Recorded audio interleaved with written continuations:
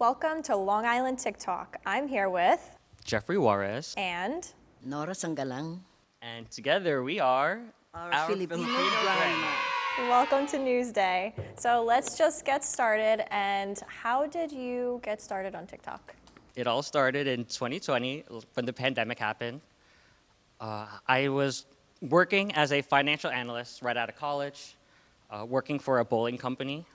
And so I was able to thankfully use what I studied in school and work for a company that was really close to my passions. And just for context, I've been bowling my whole entire life. I think my grandma could attest to it. I grew up in a bowling alley. And so it was really cool to work, again, using my studies and working for a company I actually cared about, even though I wasn't maybe not making as much as I thought I could have. But again, we were working from home during the pandemic in March. And while we were just cooped up, I always saw my younger sister and my younger cousin always on their phone. And they were just, I was like, what are you guys looking at? Like, why are you guys always on your phone? And they were just like, oh, it's TikTok. And I was like, TikTok, what's that? TikTok. And I was just kind of like all the adults now, like making fun of the kids. But I was like, no, like, let me download the app. Let me just see what this is about. And like, as I started scrolling, I was just like, wow, like, this is actually like a new social media app. Like nothing has ever really worked like this before, at least from what I've seen on like Instagram and Facebook and like YouTube. Like it was different the way it worked, quote unquote algorithm. So in April, I was furloughed from my job as a financial analyst, and I was just like, like now what? I've always had entrepreneurial aspirations, like especially in college and stuff, but I never really knew what kind of business I want to start. And so once I lost my job, I was just like, I'm gonna download TikTok and like I'm gonna post a video today, and I'm gonna post a video every day until something happens.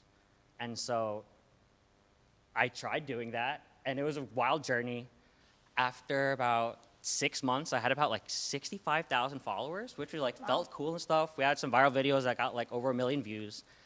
But like I had to take a step back and be like, I don't think we're anywhere close to making money. And I was just like, if I want this to become my job, and I was treating it like a job, I was just like, I have to figure out like where's the money gonna come from and like how am I gonna get there? And so that's when I stopped like posting content and just really had to start thinking about it from an analytical perspective in regards to how do I make my account stronger? And what kind of product is that? And how do I sell that to quote unquote someone or a company, and like what does that look like? And so I realized like I need my videos to have more consistent views. And so I was like, if I have more consistent views and that's a product I could sell to advertisers, and then it's just like, how do you get more consistent views, right?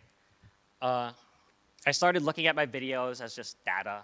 Like, if I post a video and someone likes this, what is the app gonna do? And I had to think about it like, it's gonna show it to other people who are similar to that person who like the same videos.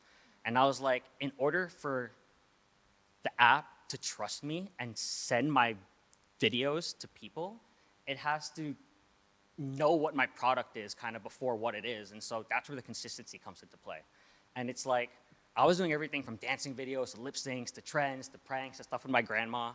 And like, I could have like the best dancing video and go viral and have like 10,000 people follow me. And then the next video I post is something with my grandma, and it could be like my best video ever. But if the first 10 people saw it were people who wanted to see me dance and they didn't like the video, so they swiped right away, it's like, oh, now the app thinks it's a bad video. And it's like, oh, I was like, when I thought about how things like that could affect it, it's like, okay, let me take a step back. What kind of content can I create? And I was like, the videos of my grandma are the ones that always went the most viral. And in December of 2020, I asked her, I was just like, hey, I'm gonna start a TikTok account just for you. Are you in? And what'd you say? Let's see. Yeah, like, That's a reassuring answer. Because they're just taking my picture while cooking. And they said, don't take a picture of me because I'm just wearing like this. I'm cooking in the kitchen. And they just put and put, no. I don't know what is TikTok. I said, oh my God, you just take the picture and put it and post it in the what's that? The phone. And some of my friends in the Philippines are not They say, "What are you doing, Nora? Do you know what you're doing? Oh my God, at our age." All my classmates there are calling me and saying, "What are you doing now that you're at the age of that, like that, like that?" I said, "I don't know."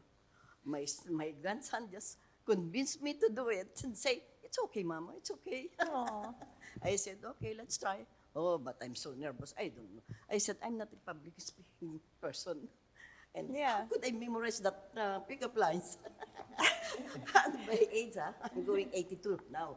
Wow. And said, "My God, I'll be memorizing at night." Oh my God. So, So- how did the pickup lines even start then? No, but yeah, good lines. How did I it, don't you said, remember. how did it start, she asked? I don't know. 'Cause I it don't know started the with- first- You don't know. You I started know. with cooking, and you just started recording her, right? Yeah, that one, I actually had like another video in mind that I was gonna film that morning, and I was just reconsidering, and I was just like, it's a little not that tasteful, and I was just like going through my list of ideas, and I was like, oh, I saw this pickup line the other day, and like, I just want to have my grandma recreate it. I think it'll be funny, and like, we went through a couple takes, and like, obviously it took a while, but with it, like, I knew by the time we got to the end, I was like, oh my God, like, this is funny. Like, she killed it. And like, I posted it, and it just got the views the fastest it ever gotten. It was going viral. It had like 1 million, 2 million. And I was just like, Mama, like, we're going viral. I was like, Mama. The first pickup line we posted just like blew up. And then once I saw that, I was like, oh, I think like this is something we have to recreate. And once I like posted like another one, and that one went viral too, I was like, all right, this is it. This is a series. And I was like, Granny got game. I remember the first one now. Yeah, what's Because the it first was one? in the E-News in LA. The Coyote. What is it? Do you know what? Do you know? Go ahead. Do you know what my favorite tea? It's shorty. You. You, You. you shorty. Yeah. I love it. So we kind of feel like you both are a part of the OG TikTok community since you did start in 2020, essentially. So how has your strategy and approach changed over time, especially with the series that you started? I think it's hard to say because it's so contextual among all the platforms. Like, I could talk about how it's changed specifically for TikTok, but at the same time, it's changed like in different ways for Instagram and like also Facebook and YouTube. And that's in part of like, I like to think about it as like our account life cycle in regards to like how frequent we've been posting and stuff. Just because we started on like TikTok and Instagram and like slowly tried transitioning to Facebook and YouTube, but like we never really fully committed to Facebook or YouTube as often because it never grew as much, and so we go through like periods and stuff like that. Okay. And so it's like, me personally, I have to have a good understanding of how often and frequently we've posted and reposted content over the years.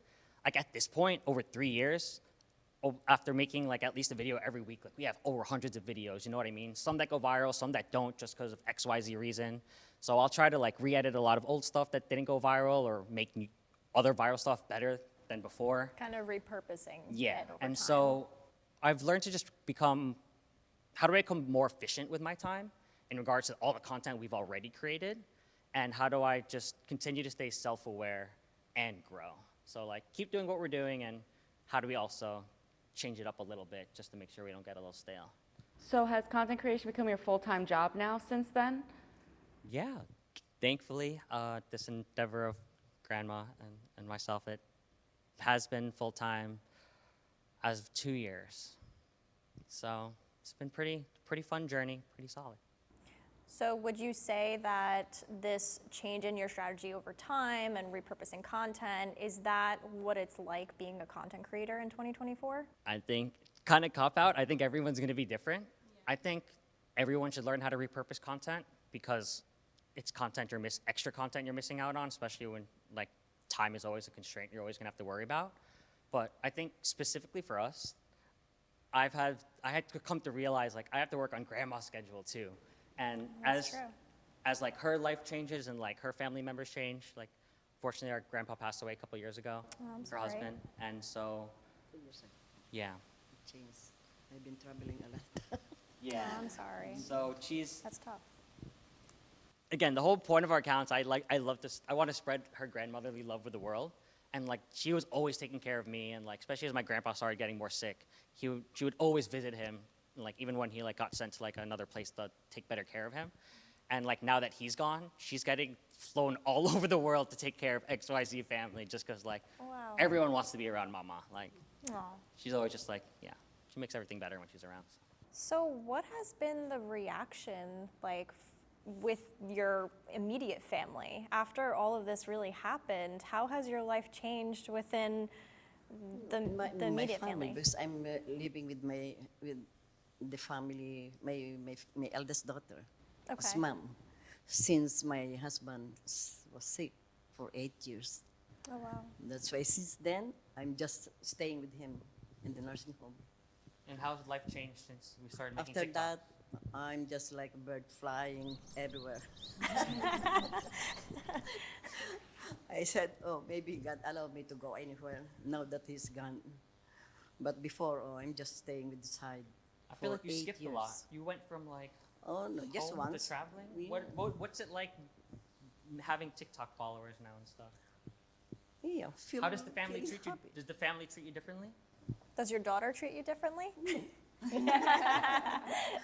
They're just wondering if, oh, Mama, how do you feel? You're just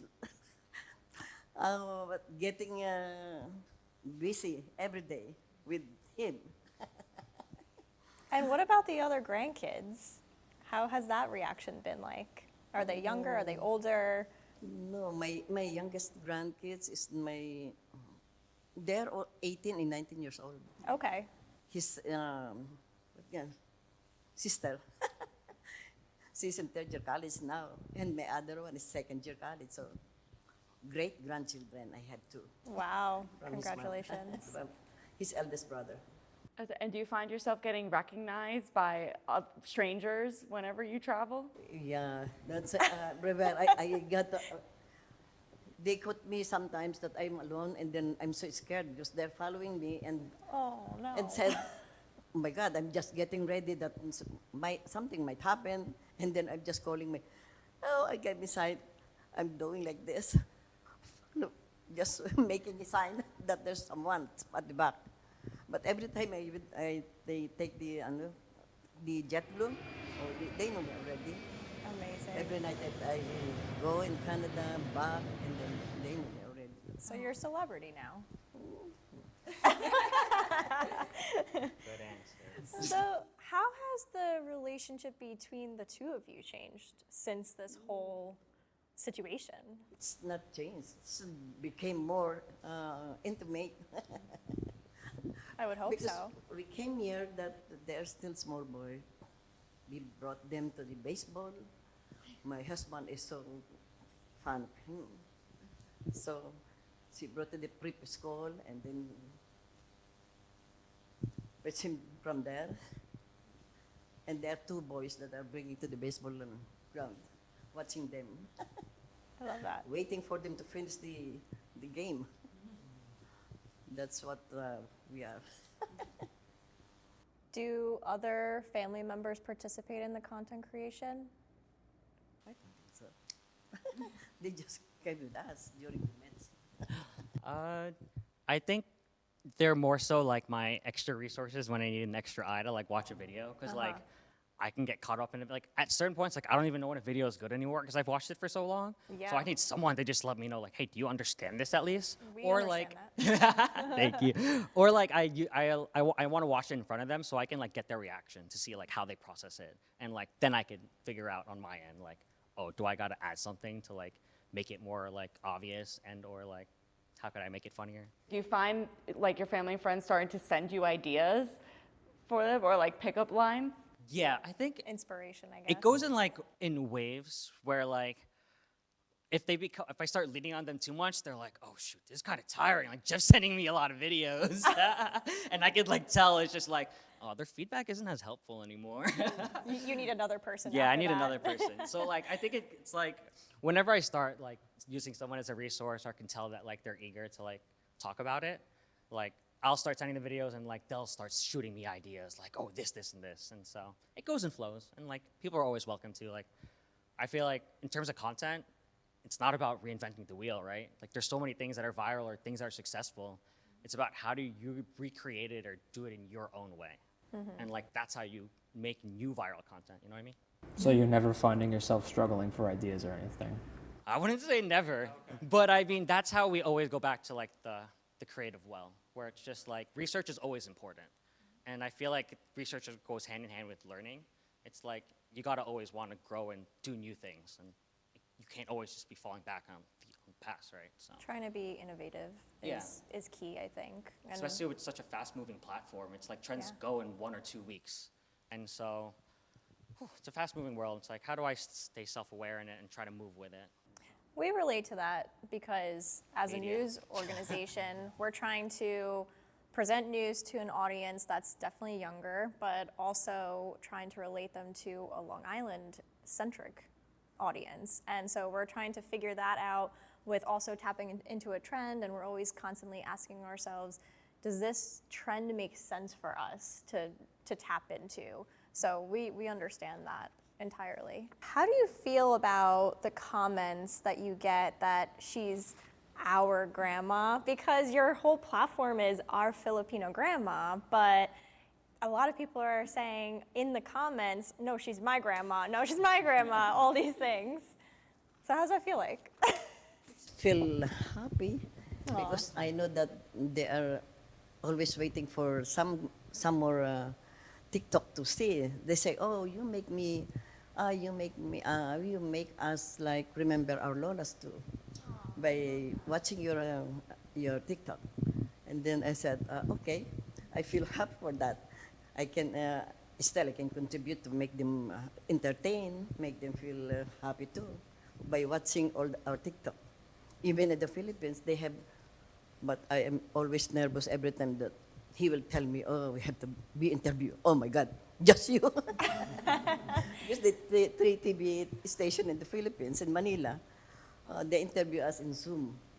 So every time they get, "Oh my God, Lord, sabi ko, just go, just go." There are 2 stations now only, the ABS-CBN and GMA, and then the CNN Philippines. Wow. Then the CNN LA. You're going remember, worldwide. Yes, House, yeah. And the Filipino, I think, 2 organizations in LA. Wow. And they said, just help me. I don't know. Good, that's why I don't like this. I mean, you don't seem nervous at all. You're doing a great job. Because my whole life is just like taking care of my husband and my children, just at the kitchen. And then just So you're not especially used when to it. my husband gets sick. I go, "Oh my God, this is all new to me. It's not easy to do this." It's really not. Yeah. Yeah. My age that time that I started this one. 78. 78. And then it's just like I'm in the nursing home all the only time that my husband is there. From 11 o'clock to 5 p.m. I'm there. That's why when the the pandemic, and then we were interviewed by newspaper also. Yeah. And we are in the newspaper. We're back. Yeah. We did One interview. page, and all these staff in the nursing home say, "Oh my God, Mrs. Sangalang is here, the celebrity." Oh my God, ako, no. I said, no. And they're trying to show my husband, look, your wife, she's in the newspaper. My husband just look at me like that. And then when see me, "Papa, Mama is in the newspaper." And he's like, Yeah, I think I'm too sick to understand, but it was still funny for us. he just passed away last year, Well, I'm sorry. 2022. 2 years ago. 2 years ago. 2 years ago, yeah. Well, And the nurses from there went to the wake of my husband too. They are all, every time I come, they will they're always say, fans. "Okay, how did you know?" "Oh, you're in the newspaper." And the social worker, it's your classmate, her grandson. That's why they know you. Your classmate? The classmate in. I never know what she's talking about. Said, "Oh, your grandson, Jeffrey Juarez, the classmate of my son." Oh, how funny. It really is a small world here on Long Island. It's kind of crazy. I feel like it speaks to the community and like the families that grew up here. It's true. Speaking of, why don't you tell us a little bit about your life here on Long Island? Did you grow up here? Oh, siguro. We came here, what's that? Maybe 20. Oh, no, no. My husband came here before us. Yeah. Maybe 1972. Martial law in the Philippines, yeah. Yeah. He's a doctor, that's why he came before us. And then we followed my children, 3. I have 2 daughters and 1 son. That's why my son is in Vancouver, her mom is in Nassau, and 1 is Suffolk, physical Wow. therapist. Yeah. Everyone's separated in each So county. I just go out there to visit them. I love that. Why don't you talk about your experience being honored by former Nassau County Executive Laura Curran? And I'm just so happy that we are able to spread so much joy, happiness, laugh, and smiles during this tough time so many people. We're able to represent a community that has always struggled to be heard. We are proud to be Filipino, and we are proud to be Asian. To all our fellow Asians out there, and to all other minorities who are treated differently just because of the way you look, we hope our videos help show the world that a Filipino grandmother's love is just like any other grandmother's love. I'm happy, but I'm really nervous because they were gonna ask me something. I may not able to answer those questions. That's why I always Jeff. Okay. So, did she reach out to you? How did she discover you? Was she a fan of the TikTok page? Yeah, I think like the Newsday team like just reached out or the executive. I feel like it went hand in hand. And to be honest, I'm not entirely sure. I have to check like the paperwork or the emails or whatever. But yeah, I remember they just reached out on behalf of like the Nassau County and just let us know that, hey, we would just love to like welcome you guys and award you guys with a citation like on behalf of like the Nassau County executive. And we're just like, oh my God, wow, like this is, I feel like on a journey where it takes a long time before you start making or seeing money, these are like the little or rather big wins that really justify that, wow, we're doing things that actually matter or like are making an impact and Yeah. or at least affecting other people, you know what I mean? And I feel like at the end of the day, that's all we could really ask for. And I feel like that's a testament to how we've grown to where we've grown, just committing to try to send out and track the positive energy into the universe. So.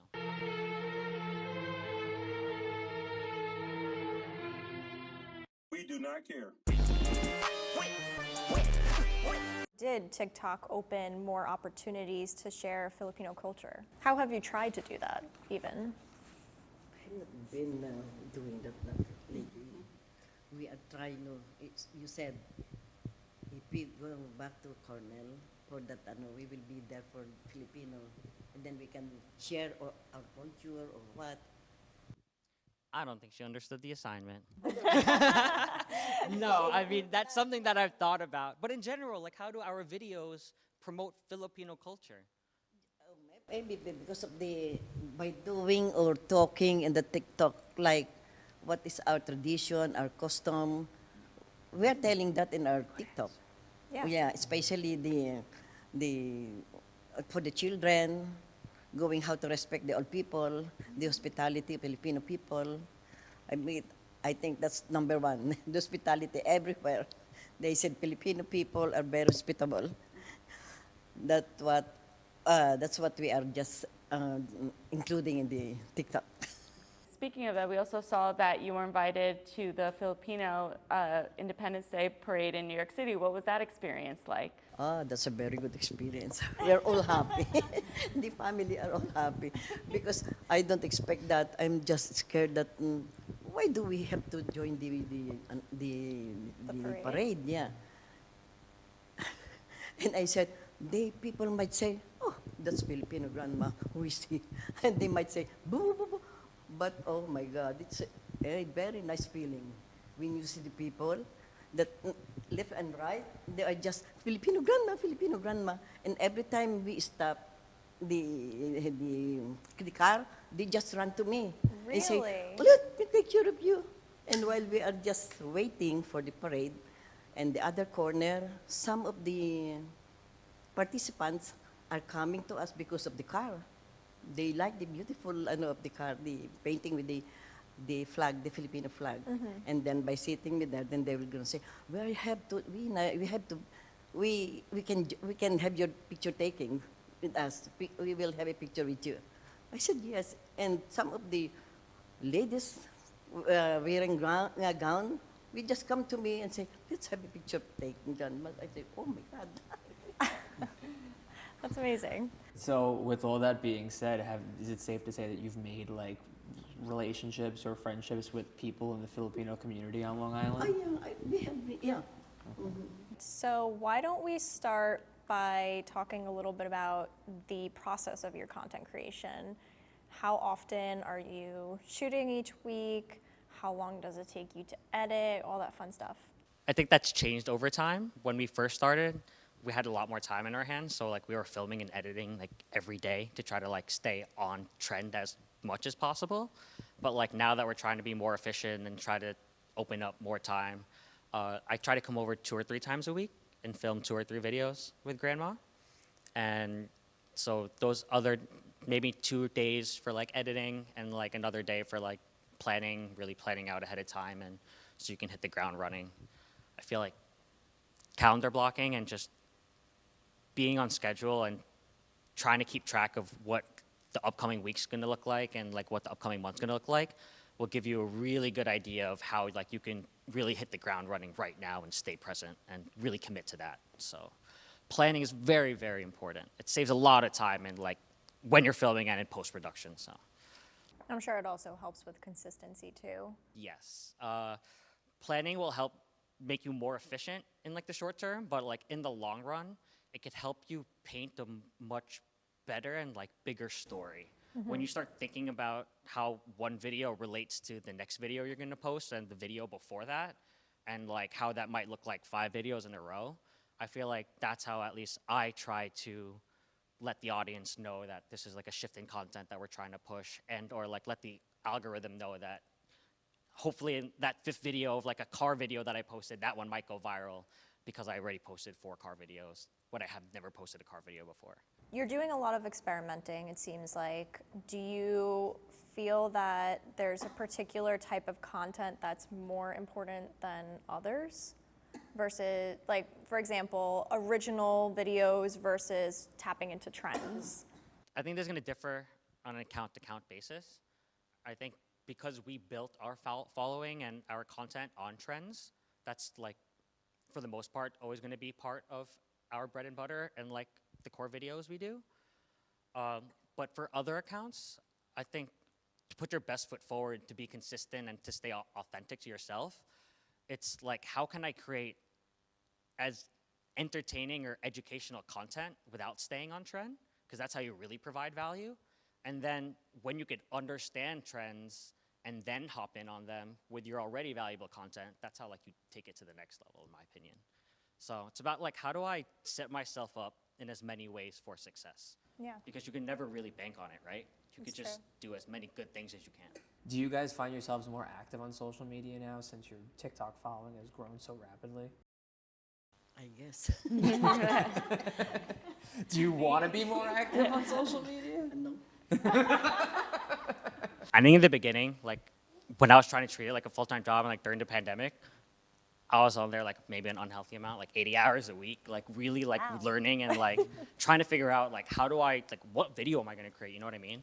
But nowadays it's actually more of like, how do I go offline? Because my mind's always like churning and trying to think of ideas and like try to grow the business too, especially like, you know, contingency plans for like myself and what does business look like 10, 20 years from now? And so at least in this point for me, it's like, how do I keep a better work-life balance? Because thankfully we've gotten to a somewhat sustainable point. I feel like for her, I feel like you're on social media more for sure. There's times where I gave her access to the account so she could respond to the comments herself. And then she started posting weird stuff and then started like posting on her story. And I was just like, no more. We You're can't done. do this. You're done. Do you remember that when you were in the Philippines and you were posting videos? No. Never does. She's calling you a Only liar. in this story. In the If it's story, a in the nice picture. one, Remember the that picture, selfie with yeah. that person? This person. I'll show you later. She's like, this never happened. Oh, I don't touch the Instagram. You told me not to touch the Instagram, But Instagram and Facebook are connected. but I never. I feel like it's relatable for us to think that way too, to disconnect when we can, because especially being in the social media space, you always feel like you're plugged in. You're always looking at what other people are posting and how that can be inspiration for what you're gonna do in the future. We're doing that essentially for ourselves too, but in a news way. So it's very relatable to kind of turn that clock off. Even when I'm scrolling through TikTok at night before bed, I'm like, oh, this would be a good one for tomorrow. And I shouldn't be saying And it's that, like but that's just like, you got a good idea, and it's like, oh, I feel guilty about not writing it down. I'm like, I don't want to yeah. write it down right now. I literally have a folder on TikTok that is content creation ideas. I feel you. I feel you. I never post in Facebook because I don't know how. I think that's the point. You do it by accident. Yeah, that's why. And you don't see me posting in Facebook anything. You don't realize you do. It's That's okay, the my problem. grandma doesn't realize she's I just posting wait on Facebook for my either. children. Yeah, the two girls. Then they post my picture, but I don't know. I don't know how to post the picture. They know that you posted before you even do. Yeah.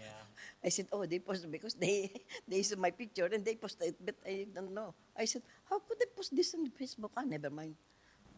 I don't know how to touch it. The exact same thing happened with But I said, me and my never grandma. mind. I don't want to anymore to know.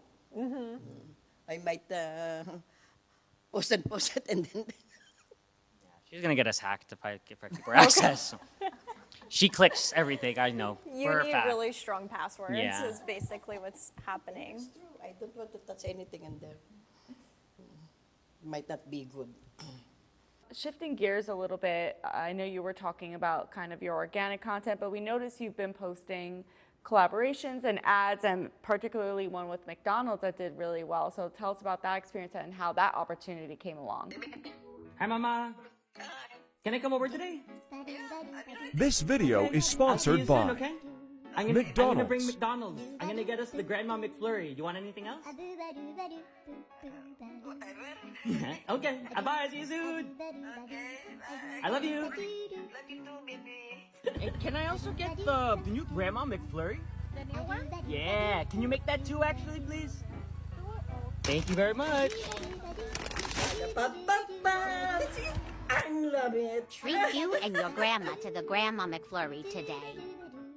Thankfully, we have a lot of or media agencies who act on behalf of like people like McDonald's who reach out to us and ask us if we want to collaborate. And more often than not, especially like the more prominent campaigns, it's like they have a very grandma-oriented campaign. And so like when you look up grandmas and stuff, Our Filipino Grandma comes up. And yeah, we were obviously ecstatic to work with them, and we were in no matter what. But how did you feel about working with McDonald's? It's fine. It's good. They just sent us what I have to wear, and I have to. McDonald's. Yeah, McDonald's. They didn't send you what to wear. What It's the, the Starbucks. I did the red one. The other one, the shirt, the red one. I don't know. Verizon? Oh my God! I think for the football. That's Hulu. I'm not even trying to gas it. Those were all different campaigns that she quoted. Red, yeah. You guys have been busy. Yeah, clearly. seriously. Yeah, thankfully, Those we've are been- pretty big we've been brands. busy. But yeah, thankfully, like we're just blessed to have these people who want to work with us and like Our Filipino Grandma. And So what is the latest before I go to the Philippines? Oh, the with the by the beach. Remember? yeah, the what? Yeah. Mm-hmm. Which one? The bombas. Very fun. Bomba Stocks. Like yeah, Yeah. they released slides and they asked us to become part of that launch. So that I was love cool. that. It's really very funny because I thought we were going to the beach. Yeah, half the time. I said, "Oh my God, I don't like going to the beach. It's so hot." I will get Especially during this blast of time. it. I said, and I'm so happy when he said no. We literally had like floaties and beach balls because like the joke was like dressing up for the beach indoors and stuff. But she had no idea until we were filming, like, hey, when are we going to the beach? And I'm like, Mama, we're not going to the beach today. Like, we're filming here. She's like, oh, okay, good. It was a close call. Yeah, but I think that's part of the fun that I don't think she knows what's going on half the time. And when did you see those big collaborations start to approach you guys? Those big companies start to approach you guys? Was it after a specific video, after you reached a specific follower count? So I think in like that first year of content creation and like that transition from my account to grandma's account, it's like we got sought out by like a lot of smaller companies in the beginning, but like maybe for commission or just gifting product and stuff like that. But when I knew that I was really committed to this process and what I wanted it to look like in the long run, I knew that if I waited and made sure that that first campaign was like a bigger name and or like a bigger rate, then I could use that as leverage moving forward and just to really hit the ground running. And so in, I think, April or like May of 2021, which is about 13 months of creating content, about 5 months of just grandma is when we had our first ad with Netflix. Nice. Where they had us they asked grandma and I to watch Too Hot to Handle together and get our reactions. Oh my gosh. Do you remember that? Yes. When we watched the We show? have on the table here, on the dining table. Did you like the show? Yes, but I don't. It's quite hard. Watching them. Do you watch it on your own? No. I cannot understand. But you would watch with me? That's quite the show With to you, start because I'm watching asking together. Yeah. This, ano. So yeah, that was cool. It's hard to, I don't to understand their, The concept action. of the Yeah, show? the content is really hard to. You can do it, but How do you guys decide to choose which companies to work with? Because you've mentioned you've worked with these smaller Long Island-based companies, and now you've had these larger companies like a Netflix or a Hulu. Yeah, I think we've learned to function on kind of like a sliding like rate scale that allows us to work with companies of all sizes and industries of all sizes, because especially with like smaller startups who are maybe looking to promote like Filipino delivery. Like we, as a company that we worked with, it's like, I know they won't be able to maybe pay as much as a McDonald's, but I know we do want to promote Filipino culture in ways that we can.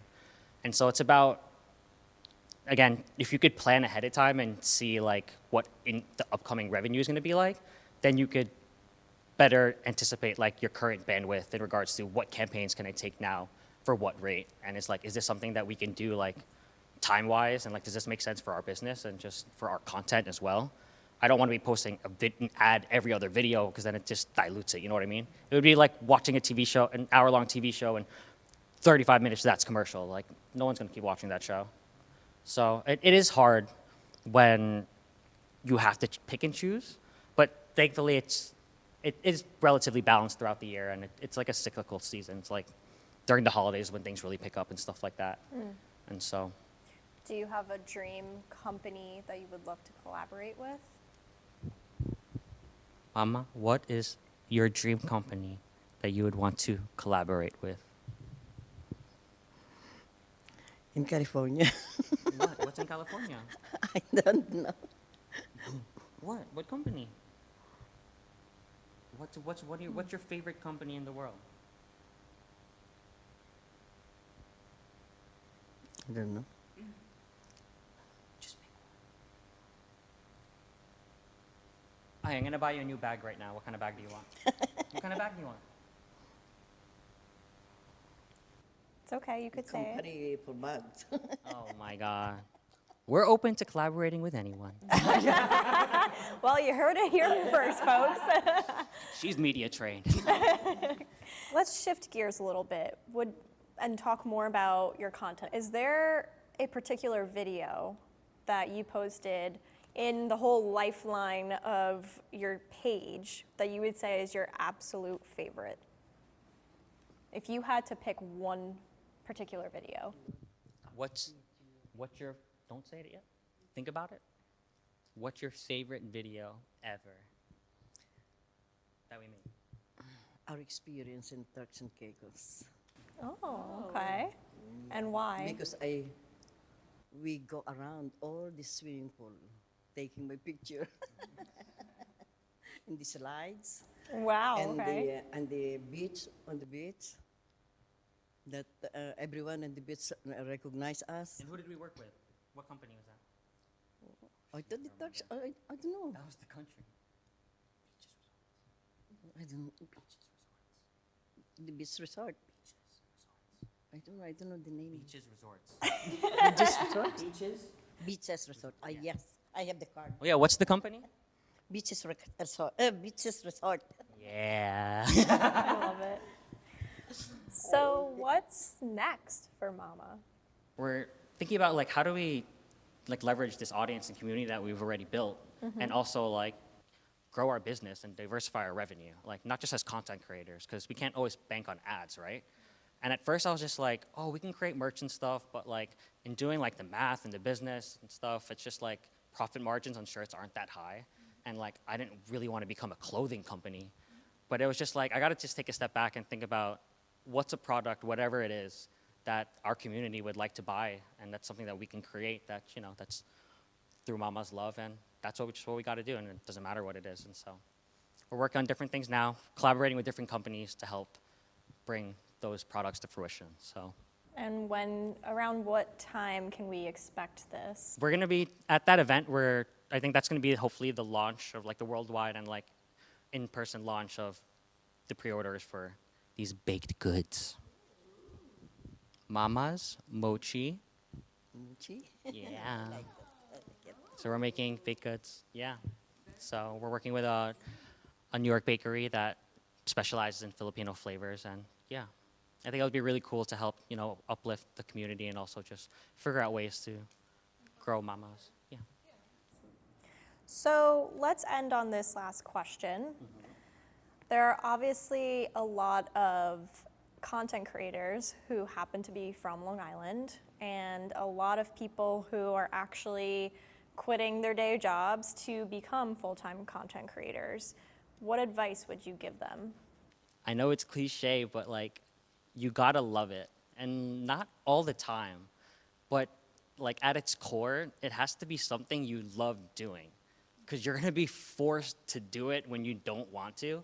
And it's like, do you have that willpower to continue wanting to do it and still love doing it? Because there's so many factors that are gonna come into play, and it's just like, it might make you hate it. Like, thankfully I don't hate Grandma now, but it's just, our account now is just so true to who we are. Like, we just couldn't make it up. Like, I'm just a kid who likes making jokes, who loved to dance in college and stuff. And so I got cooped up with my grandma, taught her how to do these dances, taught her how to say pickup lines. And then now through our bloopers, she speaks in Tagalog, shows her personality, and we could show her culture. It's like, I would never would have imagined that that's what we'd be doing now and that's what goes viral. But at the same time, like, I don't see anyone else in the world who can do that as well as we do. Absolutely. And that's what makes it special and why you have such a powerful fan base. It's hard. See, he will give me assignment, just texting me the lines and say, memorize this, Mama. Oh my God, memorize this tonight. Well, And you asked me for what? asked you to send me at once. Yeah, she's just like, send me the homework. Aw, the homework. Because it will take some time. The next day, then I will just say it and say, oh, no emotion. Put emotion. I said I do. Not enough. Not enough, it needs more. Not enough. Oh my God. I've been studying all the lines. Back to school. Well, it seems to be working out for you both. So congratulations, and we hope that you continue this wave of success, and good luck at the launch and the festival. And thanks for coming to Newsday for Long Island TikTok.